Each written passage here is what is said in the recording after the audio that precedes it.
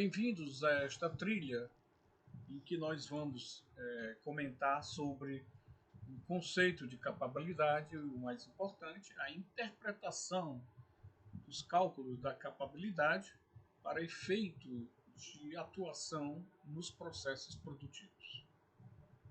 Muito bem. Quando a gente fala nas estratégias de operações, é importante que toda a capacidade que foi desenhada, todo o projeto de operações que foi desenhado e implementado, ele, ao longo da sua execução, ele possa ser verificado de que ele está cumprindo os requisitos do projeto. Um dos conceitos muito importantes, né, em operações é você começar a construir a qualidade a ser entregue para o cliente na origem, ou seja, no projeto. Não é sem razão que projetos bem desenhados, testados, né, adequadamente planejados, você, ao implementá-lo, você vai ter poucas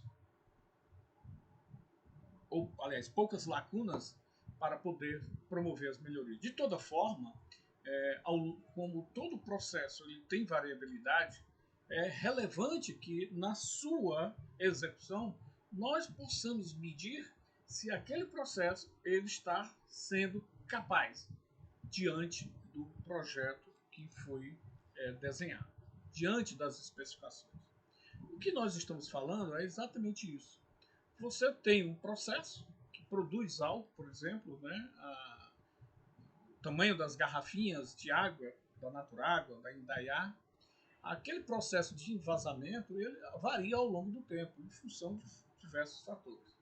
Porém, quando um processo de envasamento de garrafas de água mineral, né, do que nós estamos falando, ele é desenhado, isso são definidas as tolerâncias máximas, mínimas, em torno das quais aquelas garrafas podem ser envasadas. Então, no processo produtivo, antes da colocação da tampa, eu não posso ficar jogando a água e ele transbordando ao longo da esteira, né, do processo produtivo.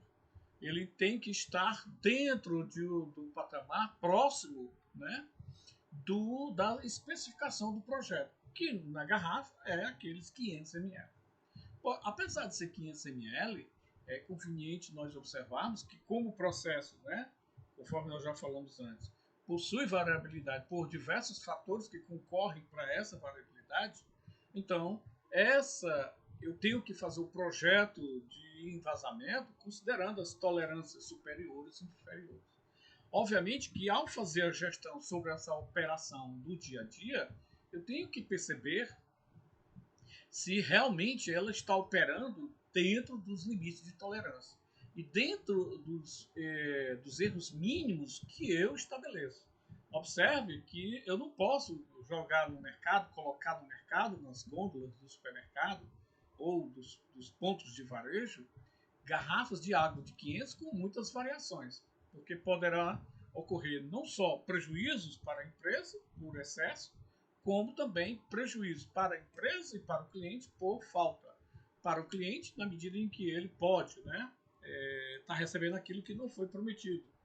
E para a empresa também, porque se ela for autuada, ela vai pagar, junto aos órgãos legais, multas, né, bastante significativas. Então é necessário que esse processo seja controlado. Então, apesar de existirem, né, limites inferiores e superiores de tolerância do projeto de envasamento, eu atuo para que eu mantenha esse processo o mais centrado possível e dentro de uma variabilidade aceitável. Quanto menor, melhor. Ok? Então, vocês podem ver, por exemplo, aqui nós temos os limites superiores e inferiores, e eu estou com a minha média, tá, centrada em função dos limites superiores e inferiores.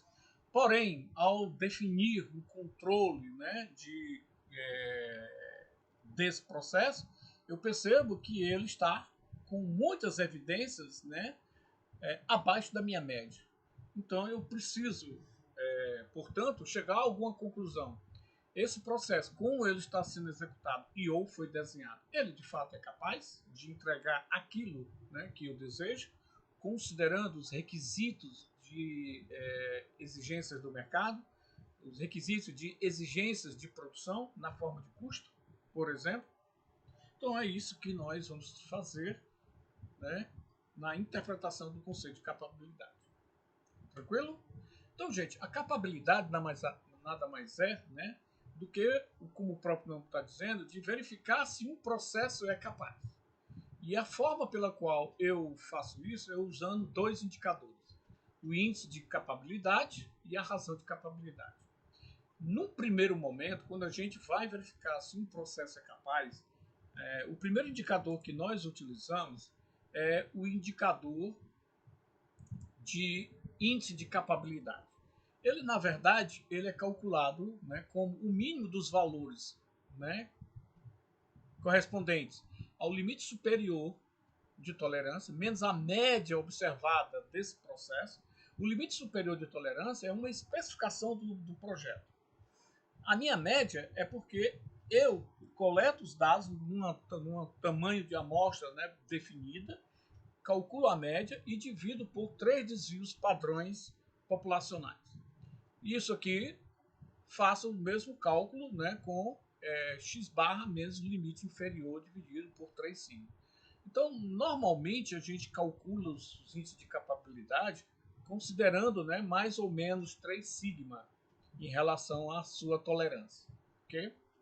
Então, o índice de capabilidade, né, a capabilidade é uma medida, né, que nos dá a ideia de que até que ponto o processo está centrado. E se essa variabilidade, né, mais ou menos 3 desvios, ela está aceitável. Então, especificamente, o índice de capabilidade será sempre menor ou igual à razão da capabilidade. Pode ser usado como uma primeira verificação. Na verdade, a gente faz o cálculo do índice de capabilidade como uma forma de checar, né, uma primeira verificação, se o processo pode ser declarado como capaz. E nós vamos sempre perceber que eu faço isso comparando com um desempenho de qualidade desejado. Se não passar nesse critério, se ele passar, então eu posso dizer que ele é capaz. Se não passar, eu preciso calcular a razão de capabilidade, tá?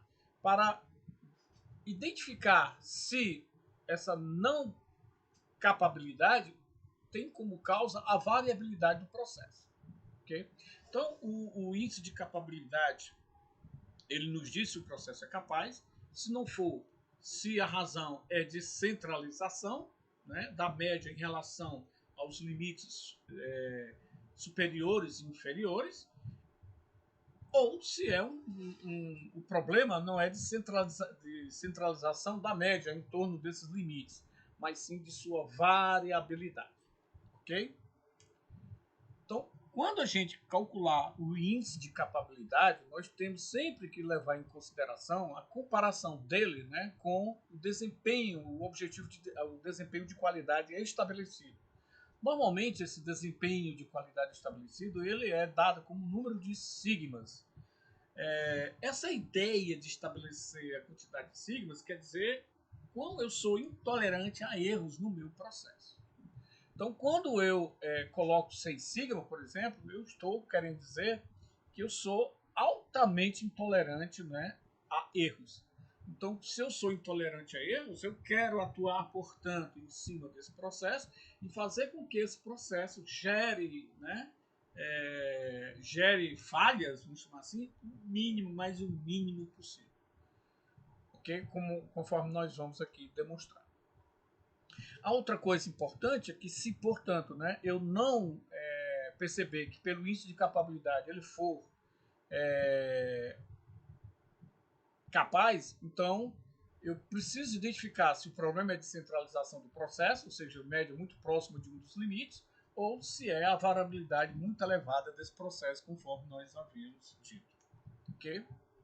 Já a razão de capabilidade, né, ela é muitas vezes calculada, né, na verdade ela é calculada como a diferença entre a amplitude da minha tolerância dividido por 6 sigma.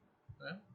Um processo é dito, portanto, capaz pela razão de capabilidade se ele tem uma distribuição com valores extremos dentro das especificações superiores e inferiores, tá? Para um serviço ou um produto, né, manufaturado. Tendo em vista, né, um nível de qualidade de 3 sigmas, por isso que ele é 6 sigmas, porque é 3 sigmas para lá e para cá. Mais ou menos 3 sigmas, tá certo?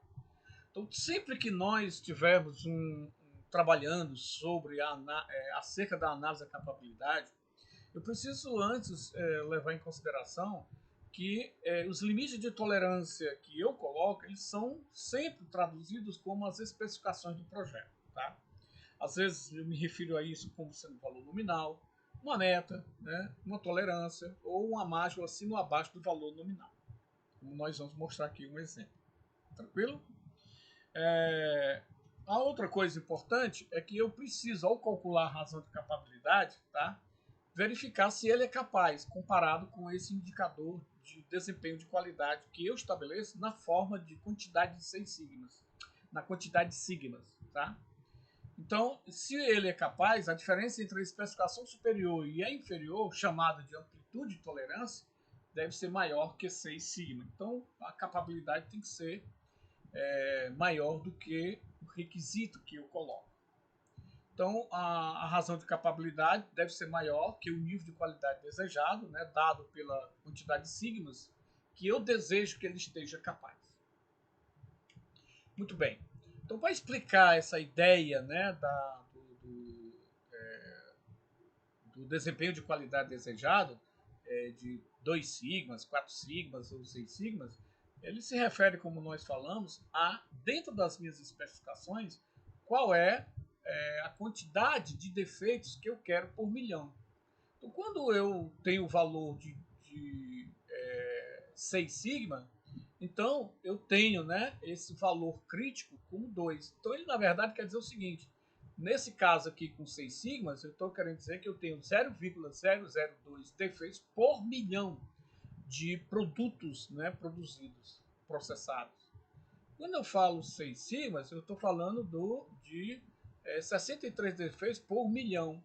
Então observe que quanto mais eu aumento meu sigma, mais eu estou diminuindo, né, os defeitos que eu desejo em meu processo. E obviamente dentro das especificações que eu coloquei, certo? Como nós podemos ver aqui por esses outros dois gráficos à esquerda,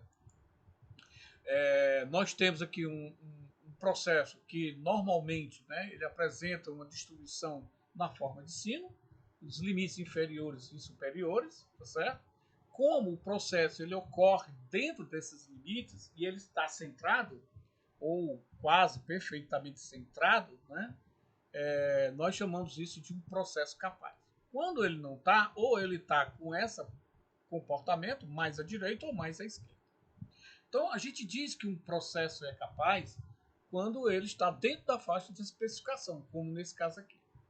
Ou ele, né, ou menor, né, ou pelo menos igual a 1. Tá certo? Ele não pode ultrapassar os limites inferiores de tolerância, nem o limite superior de tolerância. Na prática, quando a gente procura, né, gerenciar um processo usando, né, esses conceitos de capabilidade, a gente age sobre ele e vai criando limites de controle superior e inferior para que eu possa centralizar e ou controlar a variabilidade. Então, vejamos aqui um exemplo, né, para esse caso aqui do frango pioneiro. Né? É uma empresa que que faz frango, né, considerado light, ok? Ou seja, que tem 30% menos calorias, ok? O processo atual, ele consegue produzir, né, frangos light com 420 calorias, tá? Sendo que qualquer que seja o dia, a hora, a semana, né, ele consegue ter uma dispersão padrão dessa população, desse processo, de 25 calorias. Ok? Então, são selecionados 6 amostras desse processo e mede-se o teor alcoólico, o teor calórico, perdão. As especificações da produção desse frango light, né, é no sentido de que ele produza peito de frango que tenha 400 calorias, no máximo 100 acima, como tolerância superior, né? Ou 400 menos 100 abaixo, que é a tolerância inferior. Então, como nós dissemos antes, aqui ele está se apresentando como um valor, conforme nós dissemos aqui, ó, normalmente, né, como uma margem acima e abaixo do valor nominal. Então, o valor nominal, no caso aqui desse exemplo, é exatamente 400. Mas veja que o valor nominal que está no design do projeto. Porém, esse processo, na sua execução, está produzindo 420 calorias. Então, nós perguntamos, esse processo está capaz? Se ele não está capaz, o problema dele, a causa dele é de centralização ou é de variabilidade? Então, vamos lá. Então, ele pede para calcular o índice de capabilidade, ele pede para elaborar o gráfico, né, de barra, né, usando o desvio padrão do processo com 3 sigma, no sentido de você verificar se num nível de controle, né, o que é que a gente pode fazer para eliminar essas causas, tá certo? Então, conforme nós havíamos dito, o índice de capabilidade vai ser o mínimo entre dois valores.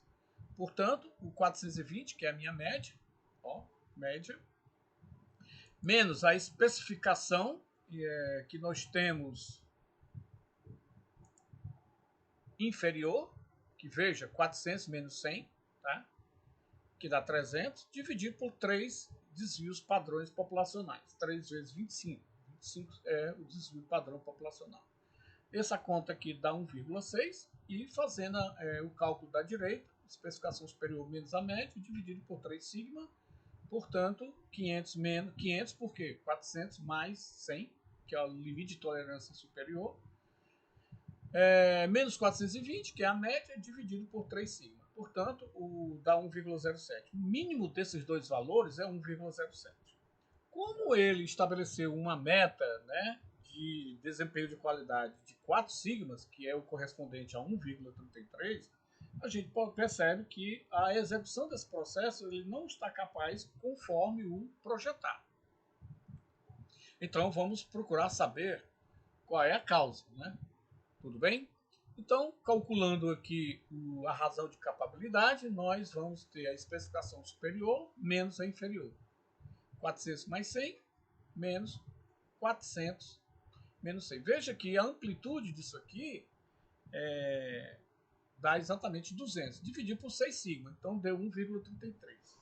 Como o desempenho de qualidade desejado foi de 1,33, então eu posso admitir que o problema ele não é capaz, mas provavelmente não é um problema de variabilidade. Para a gente descobrir melhor, a recomendação é nós jogarmos os valores no gráfico, em que eu tenho, né, ao longo do tempo como o processo se dá, e aqui os resultados de calorias desse peito de frango. Aqui é o tempo, né, de produção. Tá? O tempo ao longo do tempo, dias, 3 dias, 4 dias, 5 dias, semana 1, semana 2, semana 3, e assim sucessivamente. Então eu jogo aqui o limite superior, né, que é 500, limite inferior de tolerância, superior de tolerância, inferior de tolerância. O meio, né, que dá 400, é a centralização desejada. Produzo o meu processo atual está na ordem de 420. Então eu percebo que a minha média está acima da centralização.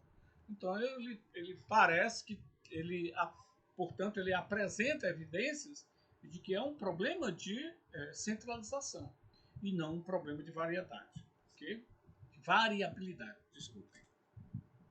Para melhor compreender, né, o controle desse processo, então eu posso começar a definir um limite superior de controle e um limite inferior de controle, dados os desvios que eu dei. Por quê? Porque eu faço isso para poder agir sobre ele, eu ajo sobre ele para levar essa média próximo da centralização, já que eu não estou com problema de variabilidade, ok? E ao agir, eu meço novamente o processo com uma nova quantidade de amostras, né? calculo a média produzida de calorias desse frango, que esses frangos light apresentam em termos de calorias, e verifico se ele está dentro dos limites inferiores e superiores, ok? E aí mantenho o controle dele, conforme vocês estão vendo aqui, né, nas barras verdes, para acompanhar se esse processo, né, está sob controle, portanto, capaz. Então, quando eu ajo sobre o processo, eu estou exatamente querendo remover um dos problemas, ou de centralização, medido pelo, né, e evidenciado pelo o fato da média amostral, a média do processo, como está sendo executado, está acima ou abaixo, né, do ponto de centralização desejada, que é o meio, né, entre o limite superior e inferior, ou é um problema de variabilidade. Ok? Muito bem. Por exemplo, esse caso aqui, né, só para nós encerrarmos esse conteúdo sobre capabilidade, ele nos mostra um processo que apresenta limite superior de 300, limite inferior de tolerância de 100. Portanto, dá para perceber que ele opera, né, mais ou menos em termos de 200, mais ou menos 100. Né? A média de como ele está ocorrendo está abaixo da centralização desejada. Entretanto, eu preciso, para saber se o problema é de centralização acentuada ou se é de variabilidade, quando eu conseguir fazer o cálculo, né, do índice de capabilidade e da razão de capabilidade. Se nós considerarmos, né, ele não deu aqui, é importante que esse problema dê, né, qual é a variação desse processo. Com a variação populacional desse processo, nós temos plenas condições de calcularmos, né, se ele apresenta uma causa relacionada à centralização e ou à variabilidade, se é que ele realmente, né, se mostra incapaz. Ok? Então, vamos ficar por aqui. A gente agradece a atenção de vocês e até a próxima trilha.